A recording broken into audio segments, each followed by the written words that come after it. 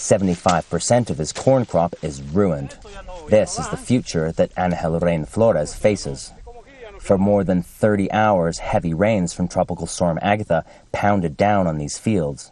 And for farmers like Angel, the results have been devastating. It's a disaster.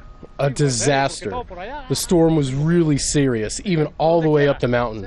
There's nothing left. Everywhere you look, there's nothing left. Here in San Miguel Escobar, people are now forced to rely on food assistance. It's a difficult situation to endure, but there are no other options until next year's crop.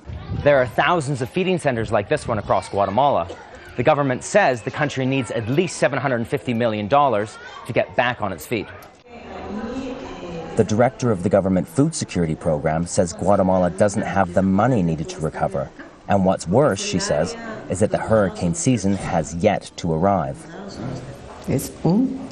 We're in a horrible situation, and it's going to get worse.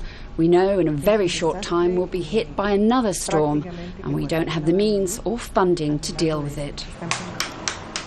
It's impossible to overstate the importance of corn in Guatemala's rural communities. It's the basis of every meal, and sometimes it's all that people have to eat. Maria QUINONES lost her entire crop of corn to the storm. Now she has to buy corn for her family, a financial burden that worries her. Corn is the most important thing because we use it to make tortillas, and this is what our children eat. If we don't have tortillas, then our children will get sick.